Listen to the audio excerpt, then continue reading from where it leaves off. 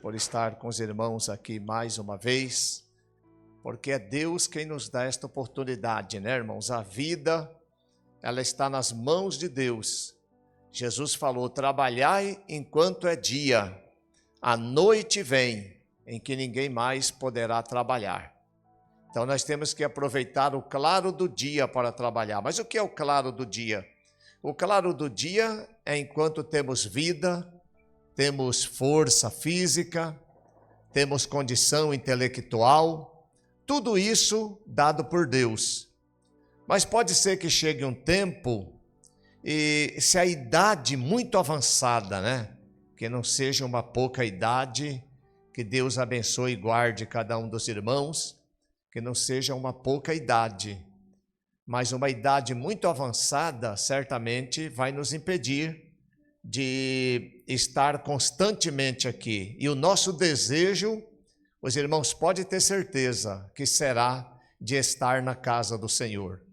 O salmista no Salmo 26, versículo 8, ele falou: Senhor, Tu sabes como eu tenho amado a habitação da Tua casa e o lugar onde permanece a Tua glória. No Salmo 27, versículo 4, ele falou: uma coisa eu pedi ao Senhor e a buscarei. Quer dizer, eu não só pedi, eu vou lutar por isso, que eu possa estar na casa do Senhor todos os dias da minha vida, para contemplar a beleza do Senhor, para aprender no seu santo templo, porque no dia da adversidade Ele me esconderá no seu pavilhão. Eu tenho experiências, irmãos, com a casa de Deus. Eu valorizo muito essa questão de estar na casa de Deus, porque Deus, Ele já me deu vitórias grandes. Eu lembro quando eu pastoreava a igreja de Mirante do Paranapanema e ao mesmo tempo trabalhava no Corpo de Bombeiros. Eu comandava o Corpo de Bombeiros da cidade de Mirante do Paranapanema, onde fiquei ali por 6 anos.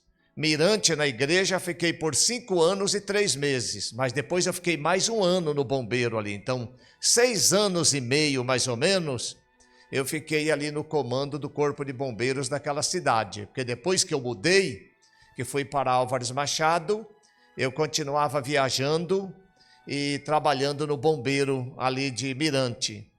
Eu me lembro que num domingo teve um afogamento no rio Paranapanema. Teve ali um afogamento no rio Paranapanema, na cidade de Euclides da Cunha. E era 4 horas da tarde quando nós recebemos o aviso para ir mergulhar no rio para procurar aquela criança de 12 anos que tinha morrido afogado. E nós saímos ali, eu saí e era um domingo, dia de culto, e eu era o pastor da igreja.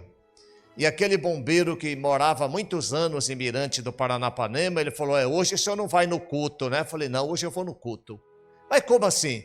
O senhor não vai mergulhar no rio? Ele falou: nunca achamos um afogado nesse rio em menos que 3 dias. No mínimo já teve afogamento lá que demorou 12, 15 dias para achar o corpo. E no mínimo 3 dias, só pode despedir que o senhor não vai para a igreja. Eu falei: rapaz, eu vou estar na igreja hoje, eu vou achar esse menino e à noite eu estou na igreja. Ele tinha 15 casas de aluguel, esse bombeiro. Ele falou para mim assim: se o senhor achar esse afogado hoje, eu aposto com o senhor o que o senhor quiser, eu te dou uma casa de presente, pode até assinar o contrato, eu te dou uma casa se o senhor achar esse menino hoje. Eu falei: rapaz, eu não aposto porque eu sou crente, mas você vai ver quem é o meu Deus, eu vou achar esse menino hoje. Fomos para o rio, estava aquela multidão de... Olha para os irmãos ver como que Deus valoriza, por isso que eu valorizo estar na casa de Deus. E saímos 4 horas da tarde, o pastor César conhece a distância de Mirante para Euclides da Cunha, e os irmãos também muitos conhecem, para depois ir voltar, mergulhar e ainda estar no culto. Aí fomos.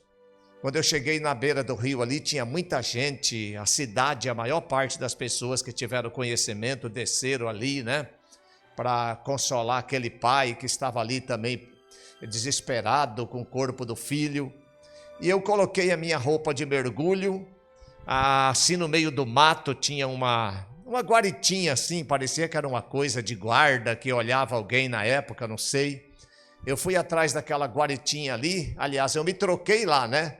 Tirei minha roupa, coloquei a roupa de mergulho atrás daquela guaritinha, dobrei o joelho e falei, Senhor Jesus, Tu sabes que o meu desejo sempre foi estar na Tua casa. E hoje à noite eu quero estar naquele púlpito ministrando a Tua palavra, mas o que eu quero é trazer esse menino. Fiz aquela oração e fui embora. Mergulhei no rio, mergulhei numa área de 900 metros quadrados, mais ou menos, 30 metros assim pelo leito do rio onde eu desci, e uns 30 metros de largura, uns 900 metros quadrados, palmilhando tudo por baixo do rio, ali no canal. E falei, e orando em espírito, né? Orando em espírito, no fundo da água, mas orando em espírito. Quando eu ia voltando, eu trombei com o menino. Falei, opa, isso aqui é um corpo. Abracei aquele menino e subi. Entreguei o menino nas mãos do pai. Uns choravam, outros batiam palmas. Em 40 minutos, e à noite eu estava pregando a palavra. Aquele bombeiro falou, mas isso não existe. Eu falei, lógico que existe. Com crente tudo existe. Com crente tudo existe. Então, irmãos, eu quis dizer isso para saber o valor que Deus dá para essa reunião. Eu dizia para o pastor César, quando as irmãs estavam cantando esse hino da igreja pequenina, saudade daquela igreja, as maiores decisões da minha vida, as decisões que mudaram a minha história e marcaram a minha vida ministerial, não foi em igrejas grandes.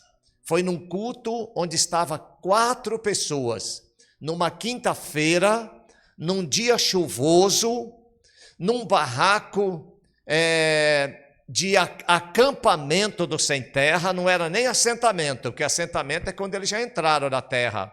Era aquele acampamento que eles acampam na beirada da rodovia, coberto com aquela lona preta de plástico, e ali eu estava para tomar uma decisão, porque eu tinha recebido uma proposta muito boa, uma proposta que materialmente ia mudar a minha vida.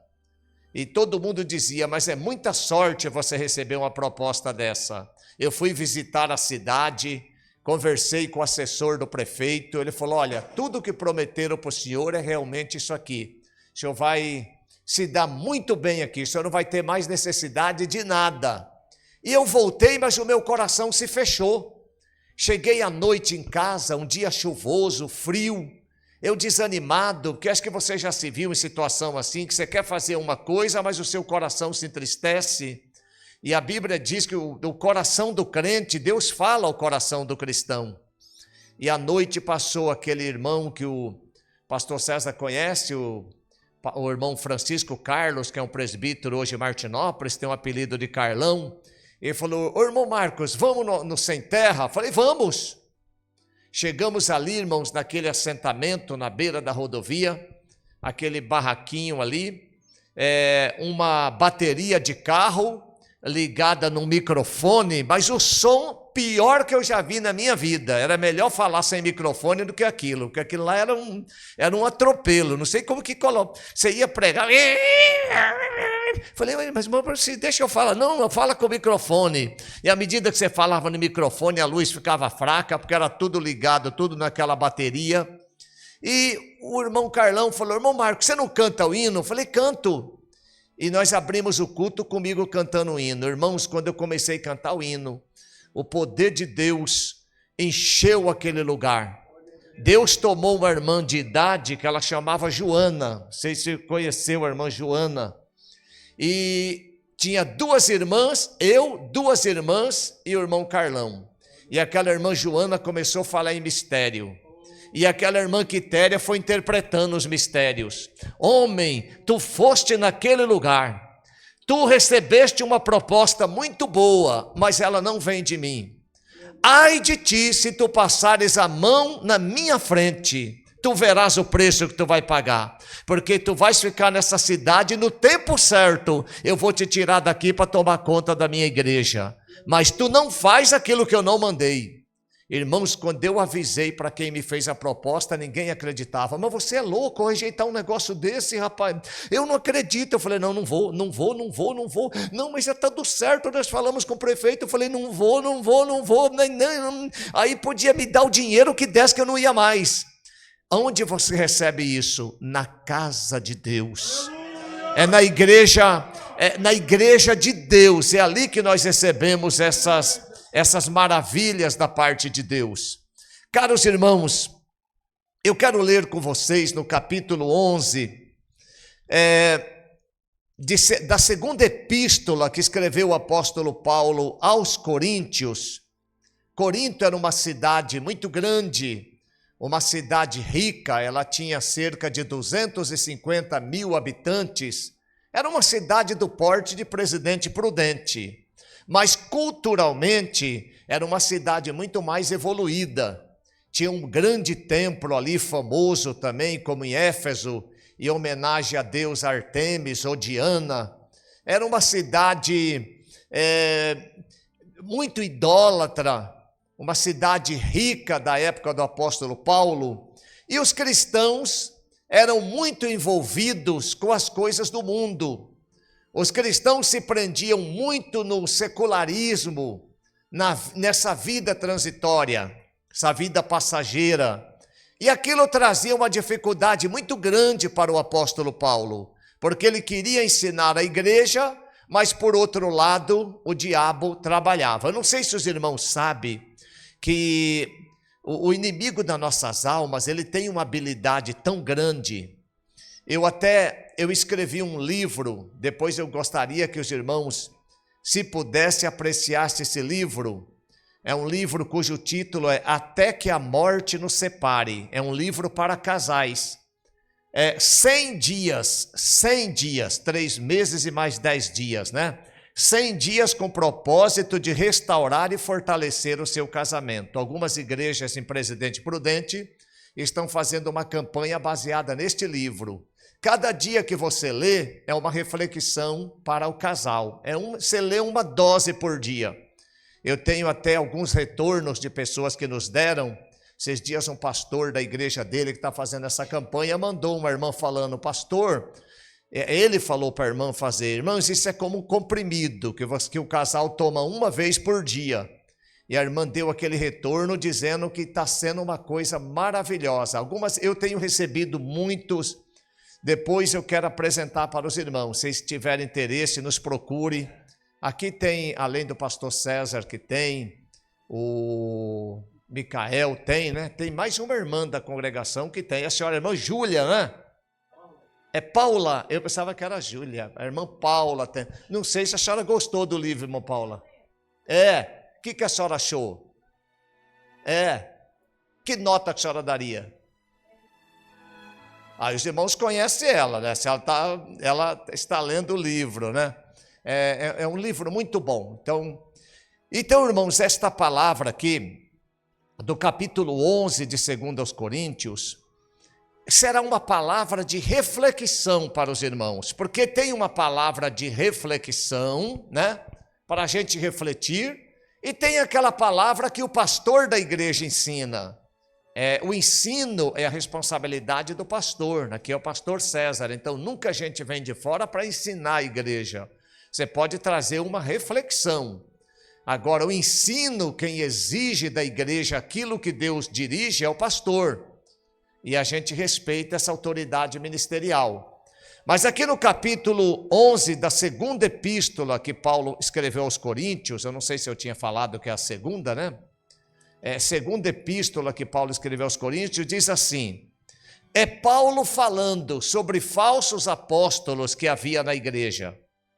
Tomara que me suportasseis um pouco na minha loucura.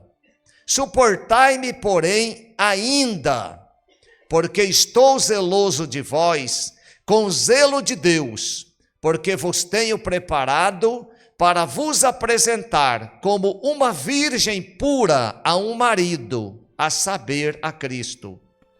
Mas temo que assim como a serpente enganou Eva com a sua astúcia, assim também sejam de alguma sorte corrompidos os vossos sentidos e se apartem da simplicidade que há em Cristo. Paulo, o apóstolo, irmãos, ele era um ensinador, ele era um mestre, um doutor na palavra. E ele tinha uma preocupação muito grande com a missão que Deus lhe confiara, que era conduzir a igreja para morar no céu. Porque nós sabemos, irmãos, que a igreja é a noiva de Cristo e que o seu lugar é no céu. O apóstolo Paulo é claro quando ele fala isso aí. Quando ele escreve lá em Filipenses capítulo 3, versículo 20, ele fala para a igreja de Filipos: a nossa cidade está nos céus, de onde também aguardamos o nosso Senhor Jesus Cristo, que transformará o nosso corpo abatido para ser semelhante ao seu corpo em glória. Quando ele escreve aos Colossenses, no capítulo 3, versículo 2, ele fala assim para os cristãos da cidade da província romana de Colossos: pensai nas coisas que são lá de cima, e não nas que são da terra, porque morrestes, e a vida que vocês têm agora, ela está escondida com Cristo em Deus. Quando Cristo Jesus se manifestar, então nós nos manifestaremos juntamente com Ele. Então ele vai falar também, novamente, mostrar que a nossa morada está nos céus. E que o mundo que nós vivemos, quando o apóstolo João escrevia sua epístola, na primeira epístola de João, capítulo 2, por ali, versículo 15, ele vai dizer: filhinhos, não ameis o mundo, e nem as coisas que no mundo há, porque aquele que ama o mundo, o amor do Pai não está nele. Porque o que há no mundo é a concupiscência da carne, a concupiscência dos olhos e a soberba da vida. Essas três coisas procedem do mundo e não do Pai. Aí eu faço uma pergunta para os irmãos: por que quem ama o mundo, o amor do Pai não está nele? Por quê? É simples, é porque o mundo é um mundo de competição. Se eu amo o mundo, eu tenho que derrubar você para mim ser maior do que você. Isso é amor de Deus? É amor de Deus, irmãos? Se eu amo o mundo e você for passar à minha frente, eu vou ter que dar um jeito de derrubar você. Por quê? Porque eu tenho que estar na sua frente. Só que Salomão escreveu que não é do ligeiro a carreira, não é do sábio o pão, não é. Mas o tempo e a sorte pertencem para cada um. Salomão disse que o tempo e a sorte pertencem a cada um. Por exemplo, os irmãos aqui, eu acho muito bonito isso que os irmãos fazem, essa campanha, no final sorteia um bolo, sorteia alguma coisa, é bonito, isso traz um incentivo. Mas dentre todos os irmãos, um vai ser sorteado. Mas os irmãos sabiam que Deus também nos sorteia? Os irmãos sabiam que meu nome e seu nome está num livro da sorte de Deus, e no tempo certo Ele contempla você, quando ninguém espera, e que você já está inscrito para ser sorteado no céu, no tempo de Deus. O tempo e a sorte pertencem a cada um, mas Deus com certeza, no tempo certo, vai abençoar cada um daqueles que permanecerem na sua presença, e buscar a sua santa, amar a Ele, e se submeter à sua vontade. Ele vai abençoar você. Mas para que isso aconteça, há necessidade que nós estejamos na posição. Nós não podemos sair da posição, porque se você sair da posição, quando era para chegar a sua bênção, você perde. Você perde. E o inimigo das nossas almas sabe disso. Quando eu pastoreava a igreja do Jardim Santa Fé, em Presidente Prudente, onde pastoreei por 1 ano e meio, depois que eu saí de Martinópolis, lá nós começamos uma campanha de oração pela madrugada.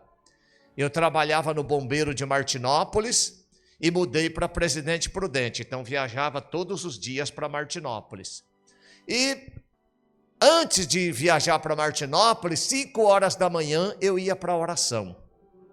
E um dia eu acordei com uma pessoa correndo na garagem da casa, dando volta e volta do carro, mas numa velocidade tão grande, e a garagem era pequena, não dava para fazer aquilo. Ninguém conseguiria fazer aquilo, ninguém. Porque você imagina que você para um carro aqui, tem meio metro para cá, a frente do carro quase encostada na parede, onde estava o vitrô, a traseira do carro a meio metro e o outro lado a meio metro, e alguém correndo em velocidade em volta do carro. E eu acordei, era 10, 15 para 5 da manhã, mas foi uma correria, um atropelo tão grande. Aí eu falei, opa, na hora que eu me levantei, abri a janela, eu falei, ó inimigo, até para isso você me ajuda. Você vem para me assustar, mas você me desperta para a oração. Você veio para pôr medo em mim, mas você me despertou para a oração. Aí naquele dia eu saí para orar. Quando eu saí para orar, eu estava na oração, aí uma voz gritou para minha esposa assim, ei, ei, ei. Minha esposa acordou assim. Onde seu marido pensa que ele vai chegar com tanta oração? Onde seu marido está pensando que ele vai chegar com tanta oração? Fala para ele parar com isso. Ah, você vai ver o que eu vou fazer com ele. Aí eu cheguei e fui trabalhar. Aí minha esposa falou, Marco, o inimigo quer armar um laço. Falei, não tem problema, eu estou na presença de Deus, eu estou no lugar certo. Não importa o que ele quer aprontar, eu estou no lugar certo, Deus vai me guardar. Como nosso irmão leu, Salmo 91, aquele que habita no esconderijo do Altíssimo. Eu fui trabalhar. Quando eu voltei, o irmão ligou para mim e disse assim, um irmão presbítero lá do Jardim Santa Fé, pastor Marcos, ligou um pastor lá de São Paulo. Ele disse que estava orando e Deus deu uma visão para ele. Ele viu o seu carro tombado, capotado. Ele viu o senhor estirado no meio da rodovia e muita gente em volta. E o senhor tinha morrido.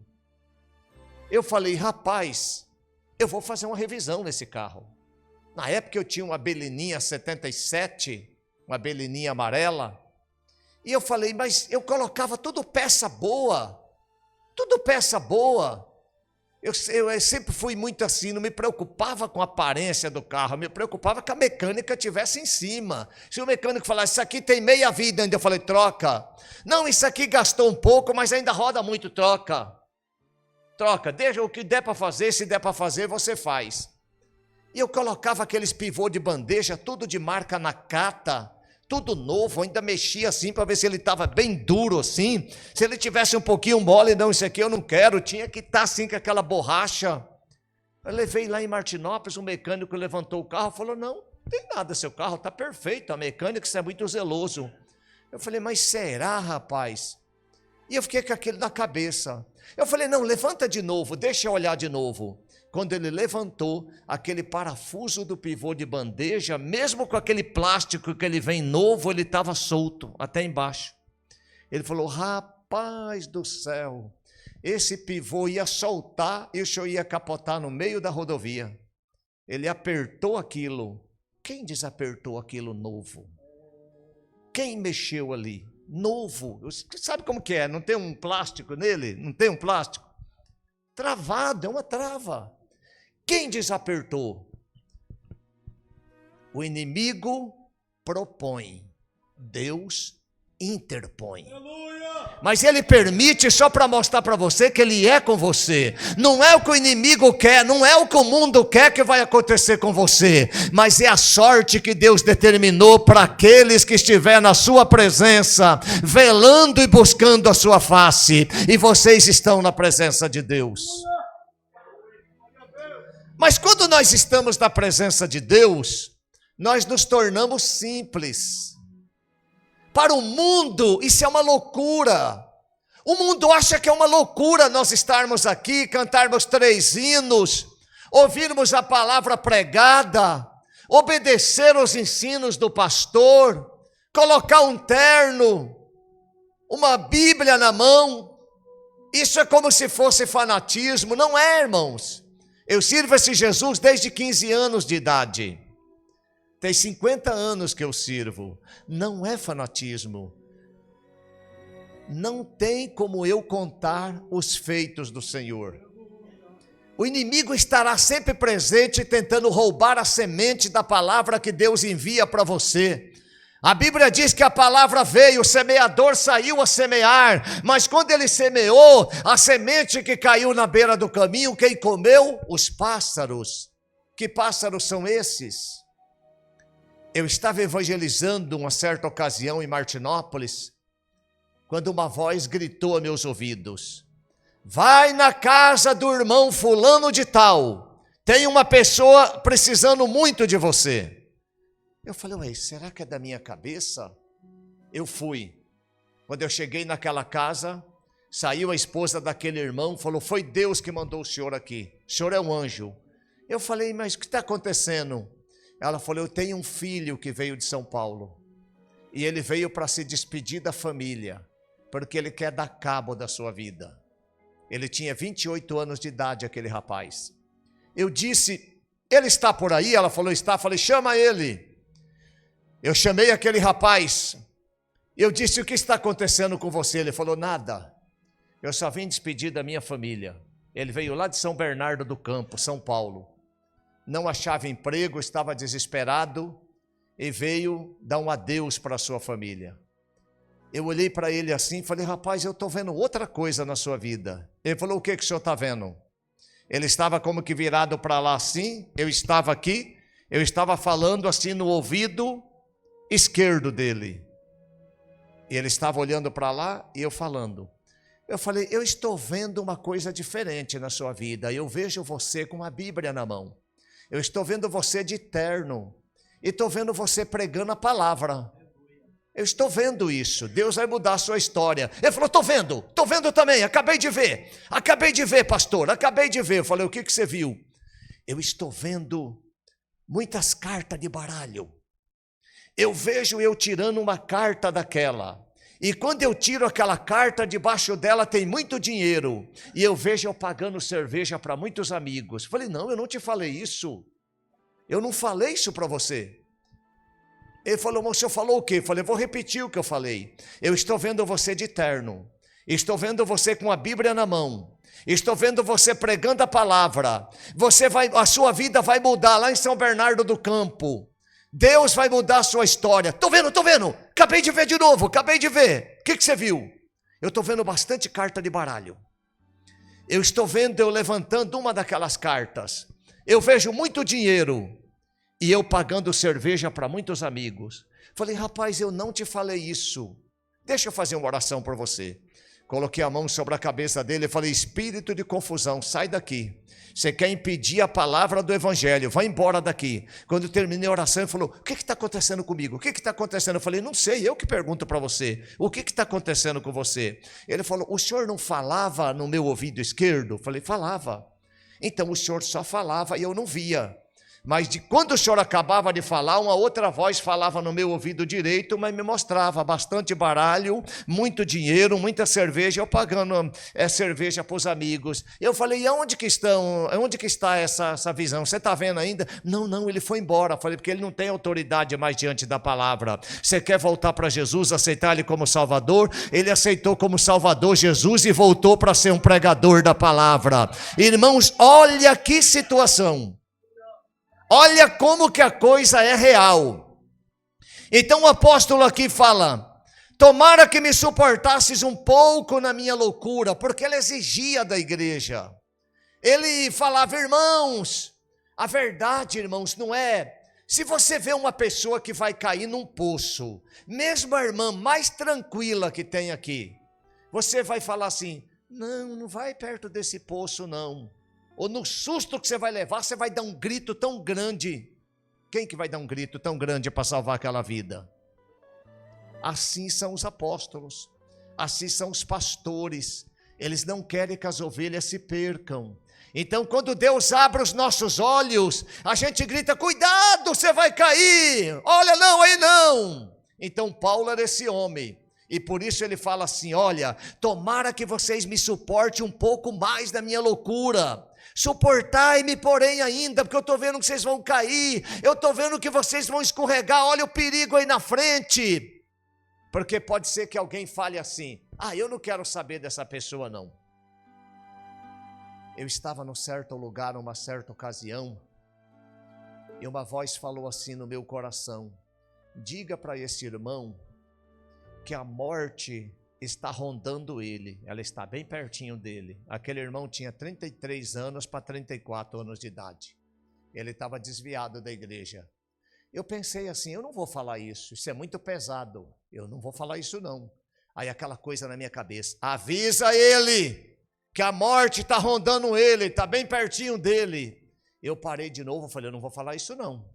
É muito forte a pessoa no comércio dele, bem de vida, e eu falar isso aí, eu vou agorar a vida dessa pessoa. Aí aquela voz gritou pela terceira vez. Eu entrei no comércio daquele irmão, olhei bem para ele, ele estava no caixa, eu falei: irmão, a morte está bem em volta de você assim, ó. E eu vou te dizer, hoje é seu último dia de vida.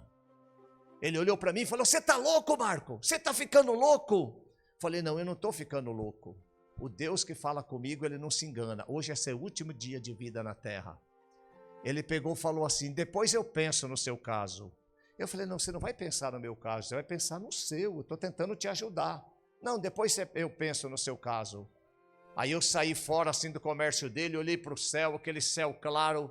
Falei: rapaz, ó, a minha convicção é tão grande que parece que está escrito lá naquelas nuvens assim: a morte está cercando ele. Vem para Jesus hoje, eu quero orar por você. Ele falou: depois eu penso no seu caso. E eu fui embora. 2 horas depois, aquele irmão foi baleado. 2 horas depois, aquele irmão foi baleado. E eu corri ainda para tentar ver o que estava acontecendo. Mas ele morreu. À noite eu estava no velório e as pessoas que escutaram, eu falei: esse pastor avisou ele. Esse pastor avisou ele. Irmãos, Paulo, apóstolo, quando ele entregava uma mensagem, ele entregava uma mensagem com uma convicção tão grande que quem ouvia aquilo tinha medo.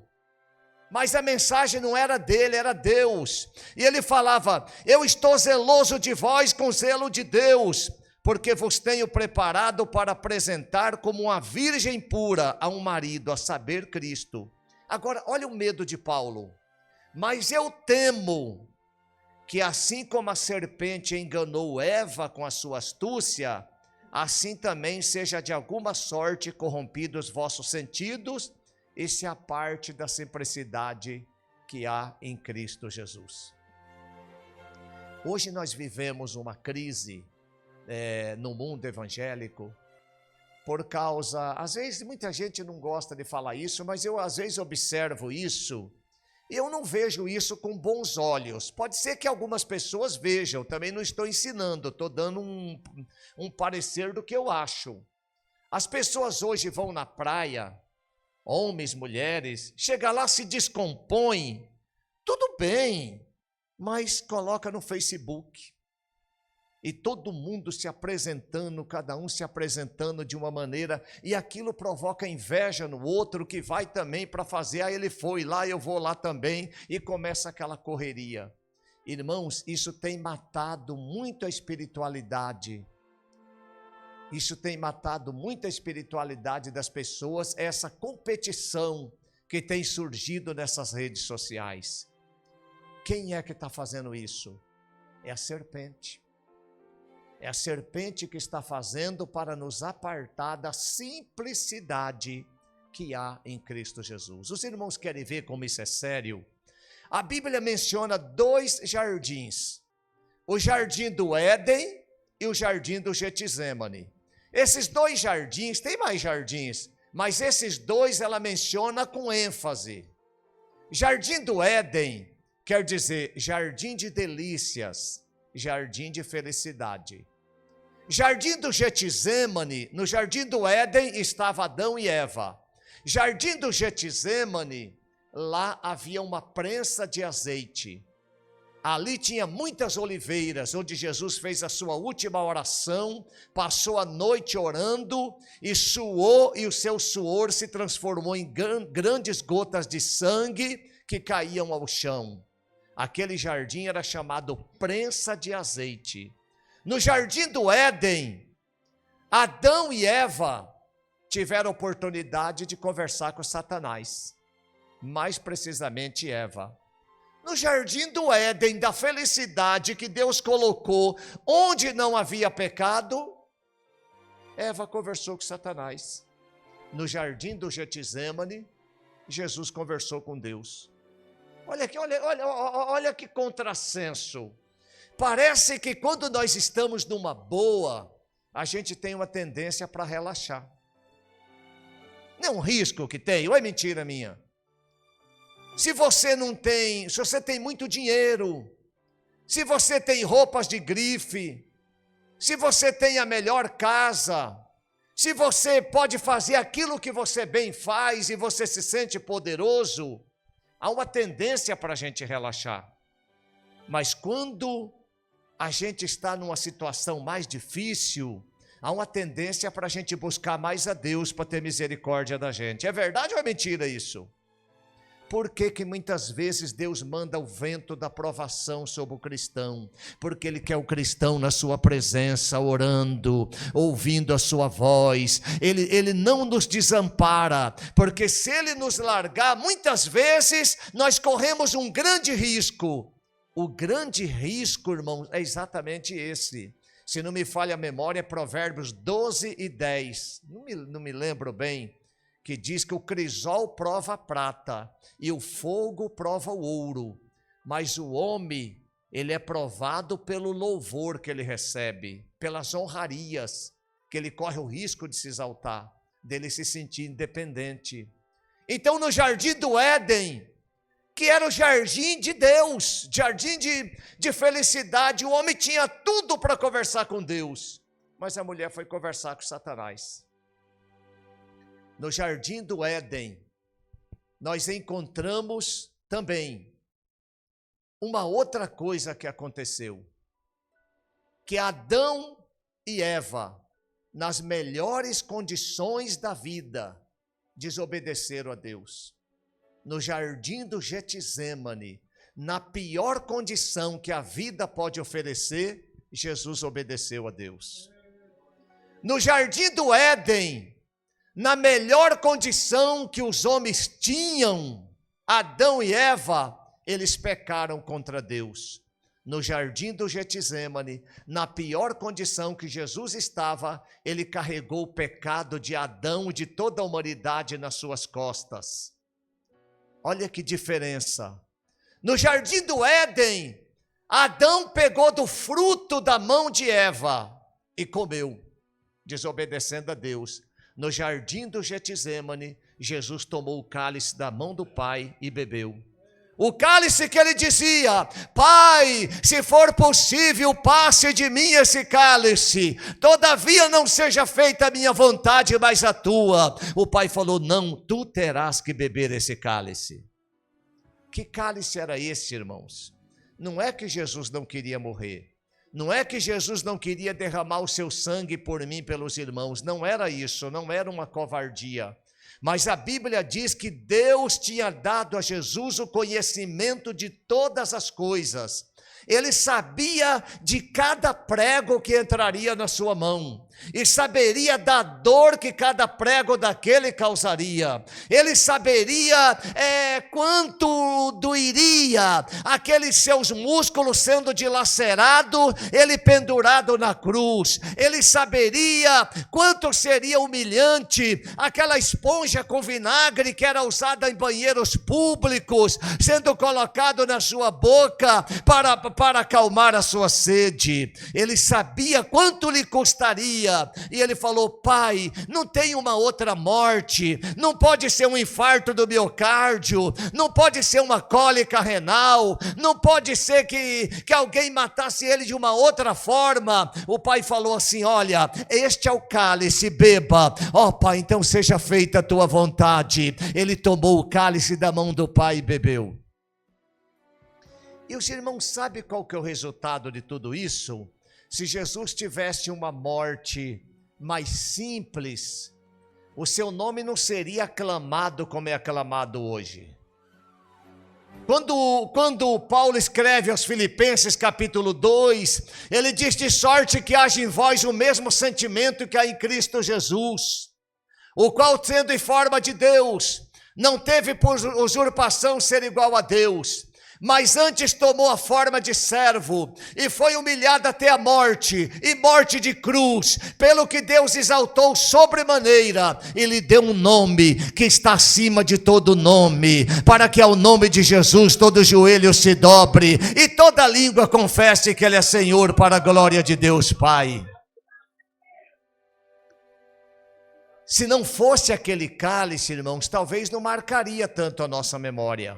Então o pai tinha uma inteligência, o pai já sabia: ó, meu filho, esse é o cálice, no momento vai ser difícil você beber. Adão comeu do fruto que Eva trouxe nas mãos, e olha a desgraça que causou com a humanidade. Mas eu vou dar um cálice para você, que tanto você quanto toda a humanidade serão benditas no teu santo nome, e tu se assentarás à minha destra, e vai poder dizer, como tu disseste lá em Mateus 28, é-me dado todo o poder nos céus e na terra. No jardim do Éden, Adão e Eva se esconderam, temendo um Deus irado. Adão, onde você está, Adão? Meu Deus, ele descobriu que eu pequei. Ele descobriu, eu estou com medo. Se esconderam. No jardim de Getsêmani, a ira de Deus sobre o pecado caiu tudo sobre Jesus. A ira estava ali. Mas Jesus não se escondeu de Deus. Naquele jardim da escuridão à noite, ele se prostrou 3 vezes com o rosto em terra. A Bíblia diz no original grego que uma vez ele se lançou com o rosto em terra, outra vez ele dobrou o joelho, outra vez ele se atirou como se deitasse no chão. Ele se revolvia no chão como uma minhoca, pela dor, pela angústia do que ele deveria passar. Mas a palavra que ele falava era Abba, Abba Pai. Abba quer dizer papaizinho na linguagem aramaica. Abba Pai, papaizinho, que não seja feita a minha vontade, mas a sua. Mesmo na dor pela ira do pecado humano, ele viu que Deus é um Deus bondoso. Deus não quer o meu mal, Deus não quer o seu mal, Deus quer o seu bem. Deus tem o melhor preparado para a sua igreja. Que diferença desses 2 jardins, irmãos? No jardim do Éden, Adão caiu diante de Satanás. Caiu. No jardim do Getsêmani, quando os inimigos de Jesus chegaram, eles caíram diante de Jesus. Olha a diferença. Jesus passou a noite em oração. Os discípulos dormiram. Quando chegou na alta madrugada, chegou o capitão do templo, Judas Iscariotes, que lhe daria um beijo. Judas Iscariotes que lhe daria um beijo. Chegou todo aquele aparato para prender Jesus. Jesus se levantou, partiu em direção deles e disse assim: a quem vocês procuram? Eles disseram: nós procuramos a Jesus o Nazareno. Ele falou: sou eu. Puf! Todo mundo caiu. A quem vocês procuram? Nós procuramos Jesus o Nazareno. Sou eu. Todo mundo caído no chão. Aí o próprio Jesus falou: não, pode levantar, pode ficar tranquilo, sou eu. Eu só quis mostrar que eu vou me entregar, como está lá no capítulo 10, versículo 18 de João. Ninguém tem poder para tirar a minha vida. Eu mesmo dou a minha vida, eu mesmo tomo a minha vida de volta. Este mandado eu recebi do meu Pai. Ele tinha essa autoridade, então ele quis mostrar: ó, vocês não têm poder sobre mim, tá vendo? Pum, vocês vão cair tudo, agora eu vou deixar vocês levantar e me prender. No jardim do Éden, quando Adão e Eva pecaram, Deus colocou uma espada de fogo e aquela espada se revolvia de um lado para outro, para guardar a árvore da vida. Então Adão e Eva olhavam para trás, tentando voltar para o jardim, mas uma espada de fogo assim, virou um muro de fogo. Porque o homem em pecado não poderia mais tocar a árvore da vida, para que ele não vivesse para sempre em pecado, ele teria que ser purificado. É interessante, irmãos, que a gente entenda que a Bíblia começa com o jardim do Éden, e ela vai terminar em Apocalipse com o jardim também. Na carta à igreja de Éfeso diz assim: ao que vencer, eu lhe darei de comer do fruto da árvore da vida, que está no meio do jardim de Deus. Então olha bem, lá no final, começou com o jardim, o homem caiu num buraco e nós estamos voltando para esse jardim. Olha que coisa maravilhosa. No jardim do Éden, Deus colocou uma espada. Então tinha uma espada ali, por causa daquela espada, Adão e Eva não conseguiam entrar no jardim. No jardim do Getsemane, quando Jesus foi preso, Pedro puxou a espada e cortou a orelha do servo do sumo sacerdote. Jesus falou assim: guarda a espada, põe essa espada na bainha. Quem com ferro fere, será ferido. Não poderia eu clamar ao Pai agora e ele mandar 12 legiões de anjos? Uma legião romana tinha 6.000 soldados, então 12 legiões de anjos teria 72.000 anjos. Um anjo só, lá no capítulo 38 de Isaías, matou 185.000 assírios, um anjo, e agora 72.000 anjos, era capaz de acabar com esse planeta. Jesus falou: olha, eu poderia chamar, eles viriam aqui agora, mas eu vou entregar minha vida porque eu quero. Põe a tua espada na bainha. Por quê? Agora os homens pecadores vão tocar na árvore da vida. No capítulo 3, versículo 15 de Atos dos Apóstolos, quando Pedro está pregando naquele grande sermão, ele fala para os judeus assim: vocês mataram o príncipe da vida. Vocês entraram para matar o príncipe da vida. Irmãos, o evangelho é a coisa mais linda que poderia existir neste mundo. E porque ele não é deste mundo. Porque se fosse deste mundo, outras coisas estariam competindo para serem mais lindas do que o evangelho. Mas não tem, irmãos, não tem algo como o evangelho. O evangelho é sublime. Quando o Tiago escreve no capítulo 1, versículo 9 do seu livro, ele fala assim: mas o irmão abatido se glorie na sua exaltação. Eu pensava antigamente assim: peraí, mas como que eu estou abatido e eu posso dar glória na minha exaltação? Estou todo arrebentado, sem dinheiro, às vezes doente, numa dificuldade aqui ou outra familiar, e eu tenho que falar: oh glória, aleluia, eu sou bobão, ó um idiota, ó um fanático. Não é isso, irmãos. A realidade não é isso. Você tem que dar glória na sua exaltação, porque se Jesus voltar agora, você vai direto para o paraíso, você vai receber galardões pelo seu sofrimento. O apóstolo Paulo, quando escreveu Romanos 8,18, ele falou: porque tenho por certo que as aflições deste tempo presente não são para se comparar com a glória que nós há de ser revelada. Eu conheci uma irmã, ela chamava Júlia. Essa irmã era uma irmã de idade. Ela morava a mais de 1 quilômetro de distância da igreja. Ela era bem velhinha. Mas sabe aquela mulher assim que não faltava em culto? Sabe aquela mulher que amava as coisas de Deus com zelo tão tremendo? E eu não sei como que aquela mulher conseguia fazer aquilo. Até hoje eu não esqueço daquilo. Ela saía para o culto, ela vinha com a bengala. Ela vinha sozinha, nesse passo assim.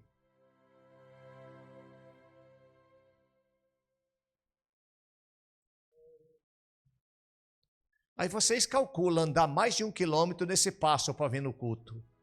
O culto começava às 7 horas, pastor César, ela saía às 5 horas de casa. E Às vezes chegava antes que todo mundo, estava lá na porta, a irmã Júlia, aquela velhinha. Passado um tempo, Jesus levou a irmã Júlia. E não foi um só irmão que viu aquilo. A irmã Júlia voando por cima da igreja como uma pomba.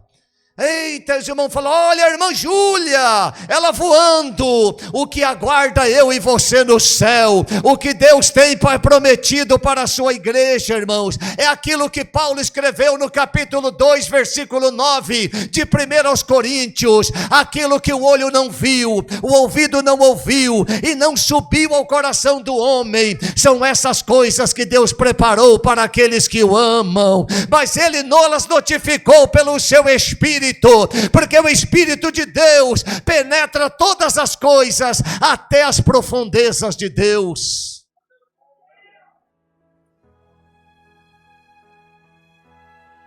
Ah, se a gente enxergasse o céu para onde nós vamos.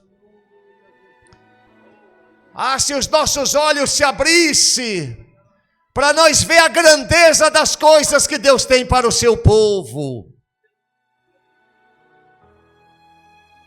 É como disse o poeta Fernando Pessoa, se não me falha a memória. Ele disse assim: se os grãos de areia estivessem bebidos pela água do mar, dificilmente seriam levados pelo vento. Agora os irmãos imaginam a igreja embebida pelo Espírito Santo, molhada, úmida, cada crente cheio da glória de Deus. Não tem glória deste mundo que consegue nos arrebatar. Mas não é pela nossa própria força não, irmãos. Porque a Bíblia diz, aquele que cuida estar em pé, olhe e não caia.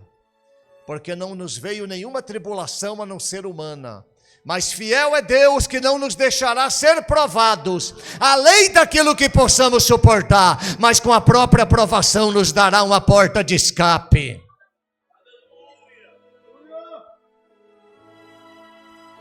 Nós estamos entre esses dois paraísos. Nós não estamos no jardim do Éden. Não estamos nesse jardim de delícias ainda. Mas também não temos a capacidade de estar num Getsemane, como Jesus falou. Nós estamos no meio aqui, ó. Nós representamos uma raça que antes de aceitar Jesus era a raça que foi expulsa do paraíso. E hoje a igreja de Deus, ela vive numa condição que ela já participa das primícias. O capítulo 1, versículo 3 de Efésios, diz que o Senhor nos fez assentar em regiões celestiais. O hino 302 da nossa harpa cristã, diz assim uma estrofe: se um hino cantar tu puderes, nas horas de grande aflição, então voarás se quiseres, até a celeste mansão, nas asas da águia levado, bem perto do mar de cristal, e por fim então libertado, a terra chegar celestial.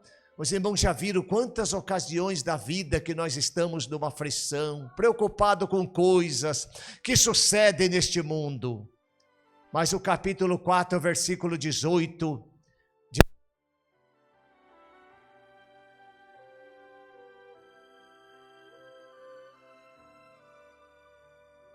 palavras que Jesus virá buscar a sua igreja.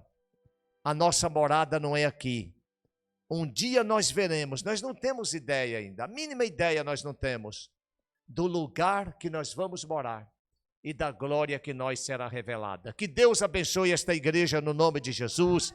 Deus abençoe o pastor César, Deus abençoe o Micael, Deus abençoe a irmã Andréia, Deus abençoe todos esses obreiros esforçados que a gente admira, que estão sempre ombro a ombro junto com o pastor.